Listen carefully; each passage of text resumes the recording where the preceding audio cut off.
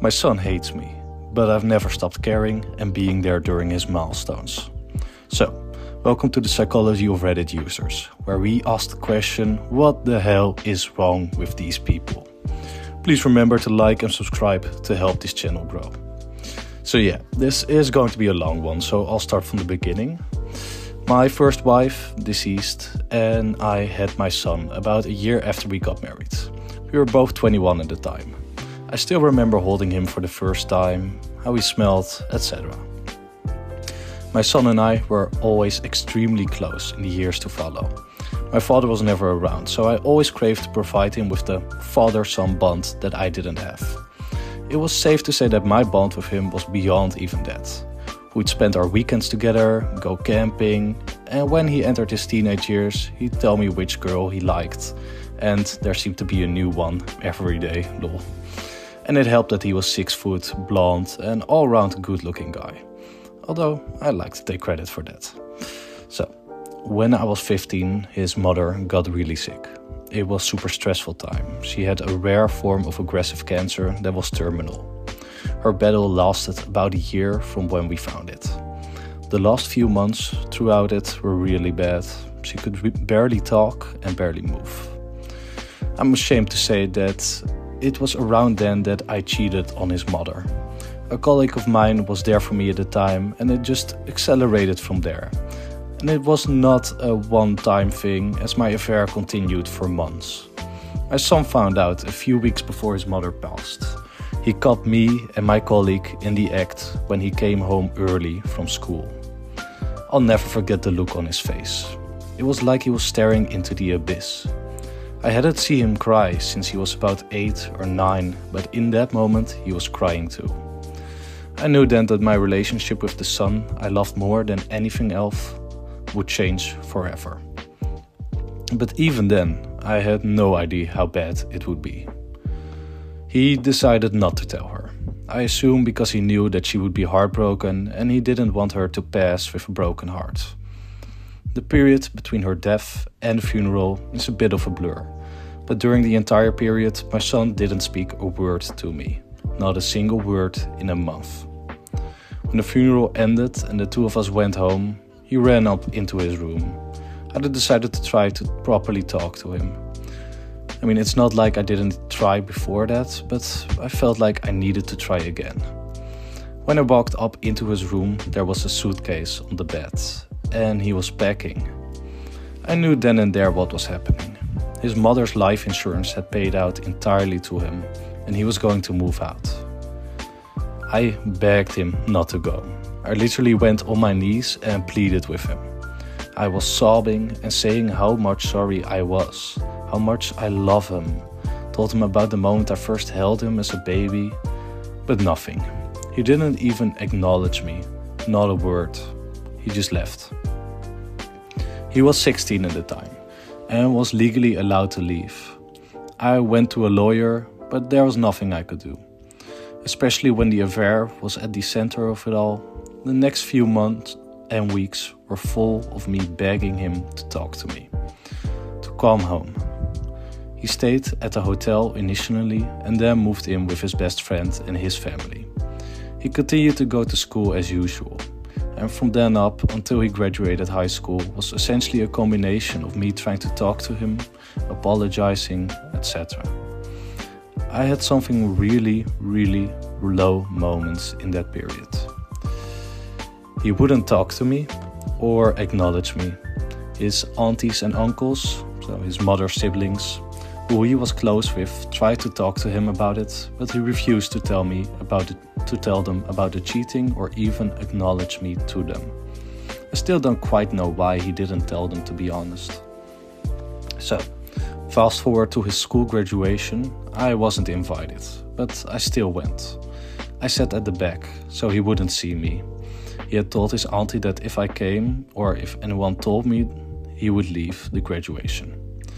I took pictures and videos like the typical proud dad that I was, but I lost it when he went up to give the valedictorian speech. I had no idea he had scored the highest in his class. His speech, he paid tribute to his mother, how much he missed her, etc. thanked his best friends and their family for taking him in. He didn't mention me at all. Nothing. It's like I didn't exist. I left at graduation so broken, I felt like a failure. I just felt pathetic. I later learned through a friend that my son was going to be studying medicine, and that he would be going overseas to do so. It was then that I knew that I had to stop, that my mental health couldn't take it anymore.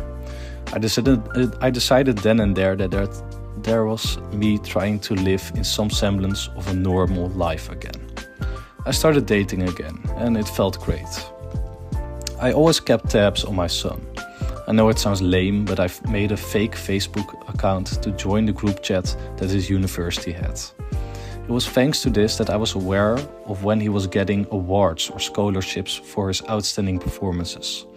Even though it was in a different country, I went to every single ceremony he was in, a total of 6. He never knew I was there, but I was. And even though he didn't want me in his life and we hadn't spoken in years, I wasn't missing these milestones. So, now when we get to what the trigger was for me posting this, about a month ago I found out my son had an award ceremony for winning an award. He was at that time a doctor. I decided to take my wife and the girls to the ceremony, about a 6-hour or so road trip. That's all it'll be. My daughters knew they have a brother and knew what he looks like. I always talk so proudly with them and my wife about him. So, my son accepted his award, etc. And it was during this acceptance that I learned my son now had a wife and a son. And when I asked my friends or relatives about it later, they told me that I had made them swear that they wouldn't tell me, or he would cut them off too. I was devastated. It felt like a gut punch. And after he got off stage, he was making the rounds to shake everyone's hand and engage in small talk and such. He didn't know I was there. I didn't inform the new family members I had that I was going there. And I decided it would be best to talk to him first, or at least try. He hadn't spoken a word to me in about 12 years. Well, it went really, really badly. Before I could go up to him, he saw me and my wife and my daughters in the corner. He had a breakdown then and there. It felt terrible. We were told to leave, so we did. I just hope that one day I can tell him that I never stopped loving him. I just hope that I can tell him that I never missed a day of importance in his life that I knew about. Maybe one day I'll tell him that I sleep with the stuffed bear that he used to sleep with when he was younger, just so I can feel closer to him. I love you, son, and I always will. So, okay, what the hell is actually wrong with this dude? So let's start with the son in this story. Now, at the age of 15 and 16, his mother was dying. He then discovered his father's affair that he walked in on, and his mother then died. He basically lost both of his surviving parents, not really to death, but to moral injury. He became essentially parentless as a teenager. So this is what psychologists call compound trauma or cumulative trauma. So multiple devastating things happening in a tight window during one of the most vulnerable periods of human development. The central psychological mechanism here is when something is called betrayal trauma. Betrayal trauma occurs when someone you deeply depend on and trust violates that trust in a fundamental way. So betrayal by an attachment figure is processed differently by the brain than other types of trauma. It essentially just cuts deeper and lasts longer and shapes how someone relates to people for years or even a lifetime. So what the son does by cutting him off is called an emotional cutoff. And this is when someone manages unresolved emotional intensity with a family member by completely severing contact. This isn't really about punishment, but it's more about your own survival. The emotional pain attached with the father is so overwhelming that the son's psyche has essentially built a wall. This is to protect himself from being destroyed by the feelings. So, now let's talk about the father. And while I do truly believe he loves his son, he has some concerning patterns. The fake Facebook account, the attending ceremonies in secret, showing up unannounced, This really is not a healthy coping mechanism either. This would identify as a feature of complicated grief and potential enmeshed attachment. I mean, he's sleeping with his son's childhood stuffed animal, and he's traveled internationally multiple times to secretly watch his son from the back of an auditorium. He's been operating for 12 years with the hope that one day things will change, rather than doing deep, therapeutic work of accepting that they might not and that he caused this. Bringing his new wife and daughter to the ceremony without warning was, whether he intended or not, a boundary violation. His son had explicitly set a boundary. Do not come, do not tell him. The father violated that boundary and the result was a public breakdown. So I'm thinking that the son probably has some unresolved PTSD or complex PTSD related to the compound trauma of his mother's death and the betrayal discovery.